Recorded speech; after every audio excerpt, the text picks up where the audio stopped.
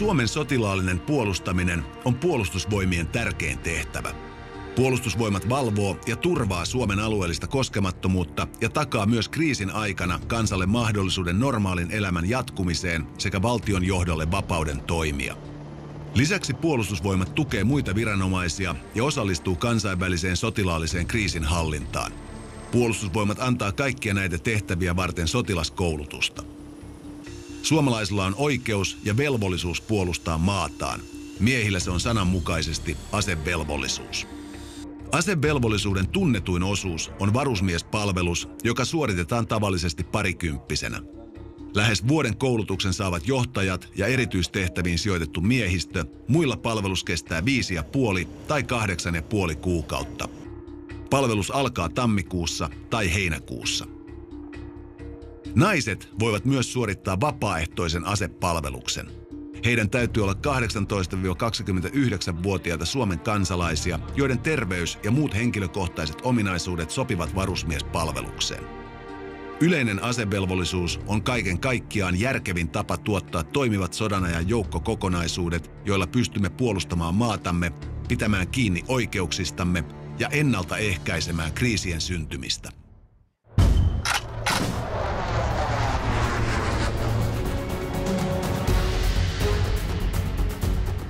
Pääosan sodanajan vahvuudesta muodostaa maavoimat, joka vastaa valtakunnan maa-alueen puolustamisesta.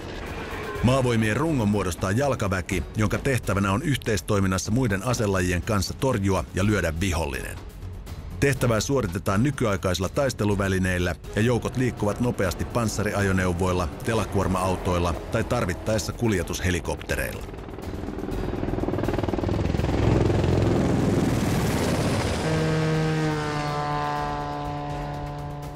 Kenttätykistön tärkeänä tehtävänä on tukea jalkaväkeä tykein ja raketin heittimin. Uudenaikainen kalusto sekä tietotekniikka mahdollistaa tarkan ja nopean tulen haluttuun paikkaan. Ilmatorjuntayksiköt suojaavat taistelujoukkoja sekä sotilas- ja siviilikohteita ilmahyökkäyksiltä. Yksiköt on varustettu ilmatorjuntaohjuksin ja tykein sekä johtamis- ja valvontavälinein. Viestin tehtävänä on yhteyksien järjestäminen, johtamista, tiedustelua ja tulenkäyttöä varten. Viestijoukot rakentavat ja ylläpitävät tätä toimintaa nykyaikaisilla viestijärjestelmillä ja välineillä. Pioneerit hidastavat vihollisen liikettä miinoittamalla etenemisuria tai hävittämällä teitä ja siltoja. Omien liikettä edistetään raivaamalla ja korjaamalla haluttuja kulkureittejä tai rakentamalla ponttonisiltoja vesistöjen ylityksiin. Nykyaikaisessa taistelussa huollon merkitys on korostunut. Huoltojoukkojen monipuolisiin tehtäviin kuuluu joukkojen taistelukelpoisuudesta ja toimintakyvystä huolehtiminen. Merivoimien vastuulla on Suomen merialueen valvonta ja sen koskemattomuuden turvaaminen. Sen lisäksi merivoimat suojaavat meriyhteyksiä ja liikennettä. Samalla merivoimat vastaavat meriteitse tapahtuvien hyökkäysten torjunnasta. Merellisen iskuvoiman muodostavat ohjus- ja miinalaivueet. Rannikkojoukkoihin kuuluu muun muassa rannikkojääkäreitä, meritiedustelijoita, rannikko-ohjus- ja rannikkopioneeriyksiköitä. Rannikkojoukkoja koulutetaan saariston ja merialueen vaativissa olosuhteissa. Ilmavoimat vastaa maan ilmatilan jatkuvasta valvonnasta ja vartioinnista torjumalla loukkaukset tarvittaessa voimakeinoin. Sodan aikana ilmavoimien päätehtävä on hävittäjätorjunta. Black One, Mission Identification. Target, Single Group. Ilmavoimat kouluttaa ilmatilan valvonnan ja vartioinnin edellyttämät hävittäjälentäjät ja taistelunjohtajat sekä lentoteknillisen ja muun ilmapuolustuksen tarvitseman henkilöstön.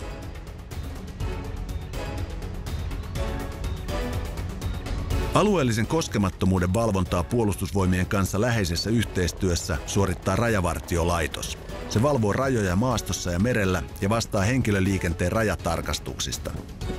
Varusmiehet koulutetaan saapumiserästä riippuen joko sissi- tai tiedustelupainotteisesti. Kaikki saavat rajavartiokoulutuksen, joka mahdollistaa toiminnan Rajavartiolaitoksen päätehtävissä kriisiaikana tai tarvittaessa jo rauhan aikana.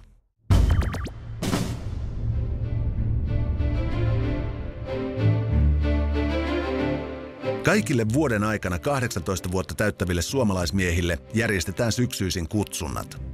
Niissä määritetään kaikkien palveluskelpoisuus ja sen perusteella päätetään palveluksesta. Lisäksi kutsunnoilla annetaan tietoa maanpuolustusvelvollisuudesta ja edistetään kansanterveystyötä. Kutsunnoissa voit esittää toiveita siitä, milloin ja minne haluat palvelukseen.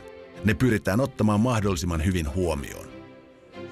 Palveluspaikan määräämiseen vaikuttaa eniten puolustusvoimien tarve, henkilön koulutus, ammatti, taidot, harrastukset ja tulevaisuuden suunnitelmat. Perehdy etukäteen, missä tehtävissä sinun siviilitietojasi ja taitojasi voisi hyödyntää ja mistä tehtävistä sinulle olisi hyötyä tulevaisuudessa, opiskelussa tai työelämässä. Oma koulutus ja osaaminen kannattaa tuoda ajoissa esille. Esitä osaamisesi ja toiveesi rohkeasti kutsuntalautakunnalle.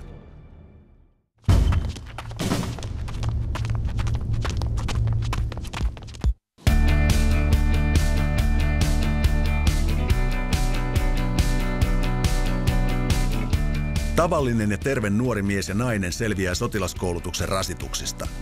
Kestävyyttä ja lihaskuntoa palvelus kuitenkin kysyy. Fyysisesti rasittavaa koulutusta on lähes puolet koulutusajasta ja koulutuksen järjestelyissä otetaan hyvin huomioon koulutettavien kuntotaso. Valmistautuminen liikunnan määrän kasvuun kannattaa kuitenkin aloittaa jo hyvissä ajoin. Kaikki käy helpommin, kun kuntosi on kohdallaan jo ennen palveluksen alkua. Omaa fyysistä kuntoa voi kohottaa liikkumalla 3-4 kertaa viikossa. Liikunnan muodoilla ei ole väliä, kunhan tulee hiki. Aloita liikkuminen jo tänään.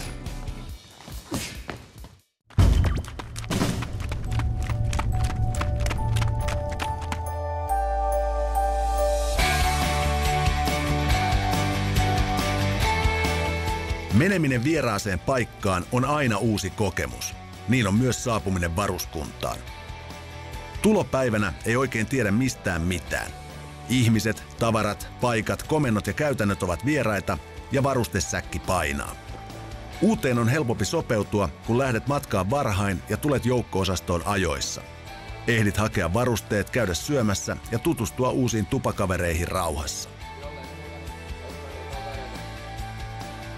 Komppaniassa herätys! Miehet punkistaa, ovet auki, valot päälle! Ensimmäinen aamu sotaväessä on ainutlaatuinen. Siihen liittyy paljon tarinoita, joista suurin osa on huhuja, eli niin kutsuttuja tornareita. Aamu menee hyvin, kun toimit avoimin mielin ja ohjeiden mukaan. Totuttelu sotilaalliseen ripeyteen ja täsmällisyyteen alkaa heti. Aikataulujen noudattaminen korostuu suuressa joukossa. Hyvällä ja positiivisella asenteella pärjää kumminkin hienosti ja totuttelu uusiin vaatimuksiin onnistuu helpommin.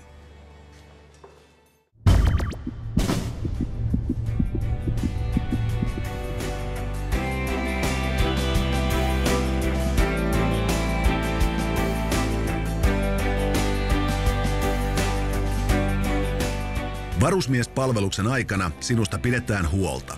Puolustusvoimat tarjoaa ruuan, majoituksen, vaatetuksen, terveydenhuollon sekä riittävän levon. Sinulle maksetaan päivärahaa, jonka suuruus kasvaa palvelusajan pidentyessä ja lähes kaikki lomamatkat ovat ilmaisia. Monet illat varusmies viettääkin vapaalla ja useimmat viikonloput lomilla. Puolustusvoimat haluaa luoda varusmiehille sellaiset olosuhteet, etteivät siviiliasiat aiheuta liikaa murheita. Sosiaalipalveluja ja etuuksia on tarjolla monipuolisesti. Sotilasavustuksella voidaan tukea asumista tai maksaa opintolainan korkoja. Isyysvapaallekin pääsee tarvittaessa. Sosiaalikuraattorin lisäksi joukko-osastoista löytyy myös henkistä ja hengellistä tukea. Pääsykokkeeseen pääsee, oli vaikka olisi joku harjoitus tai muu tilanne. Huolenpitoa on myös palvelusturvallisuus. Jokaisen varusmiehen pitää saada suorittaa koko palveluksensa terveellisessä ja turvallisessa ympäristössä. Vahingot on aina parempi ehkäistä ennakolta kuin korjata jälkikäteen. Jos sinulle tulee palveluksen aikana ongelmia, niistä kannattaa puhua. Tupakaverien tai omien ryhmien johtajien puoleen kannattaa kääntyä pienissäkin asioissa.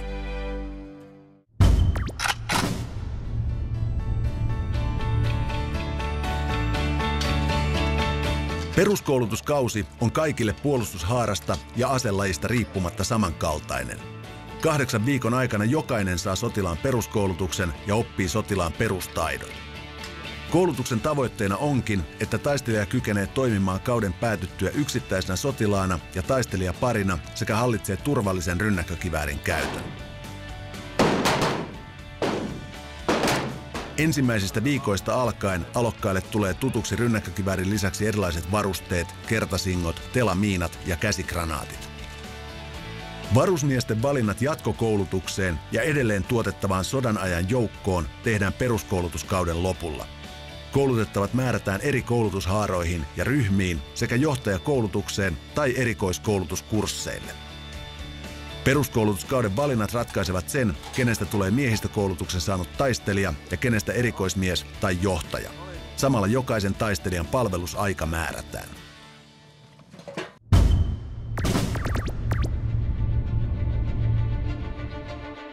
Kun käyn tosiaan noita osia läpi, niin katsokaa samalla sitä omasta käsittelyaseesta ja tarvitaan. Erikoiskoulutuskaudella sodanajan miehistötehtäviin koulutettaville opetetaan oman koulutushaaran mukaiset sotilaan tiedot ja taidot. Erikoiskoulutuskausi kestää 9 viikkoa. Erikoistuvat varusmiehet käyvät eri alojen kursseja, koulutus syvenee, tehtävät sekä tilanteet monipuolistuvat ja taistelijat saavat uusia haasteita. E-kauden koulutus antaa valmiuden toimia hyvin ryhmän ja joukkueen osana omassa sodanajan tehtävässä sekä rauhanaikaisissa tehtävissä. Osaamisen taso mitataan kauden lopulla koulutushaaratutkinnolla, jossa taistelijan aselajikohtainen tehtävien hallinta punnitaan.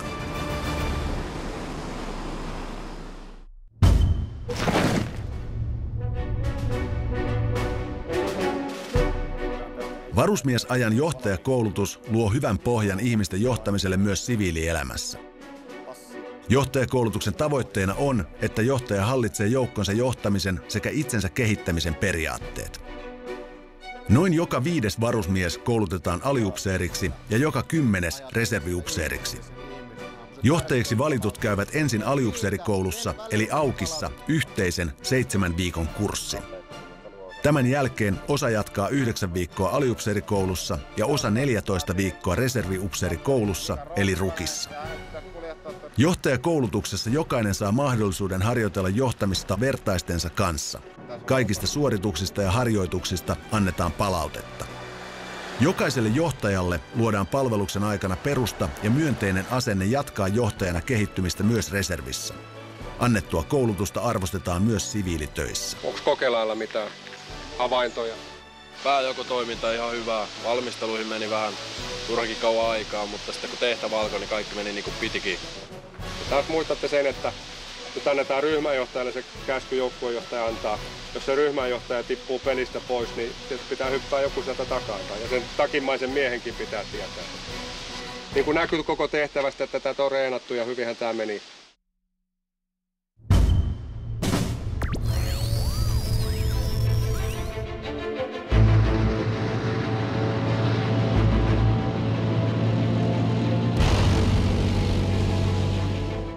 Varusmiespalveluksen päättävällä joukkokoulutuskaudella eri koulutuksen saaneet varusmiehet ja kaikki heidän oppimansa nivotaan yhteen.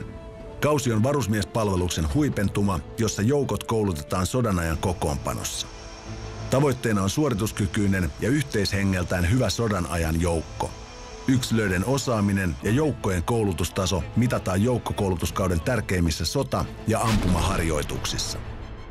Erityisesti niin kutsutussa loppusodassa taistelijoiden tiedot ja taidot laitetaan viimeistä kertaa koetukselle ennen siirtymistä reserviin.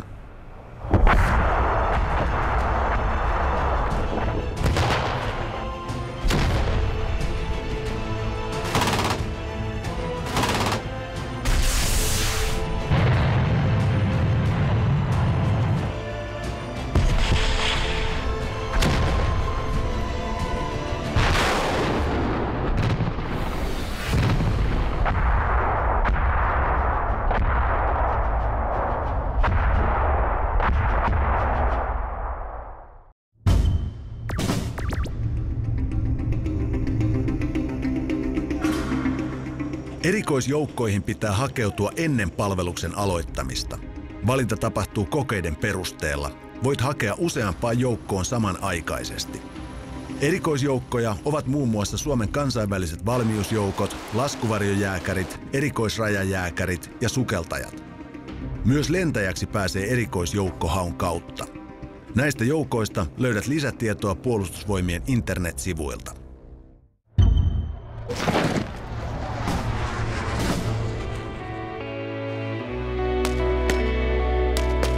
Varusmiespalvelus on suuri mahdollisuus.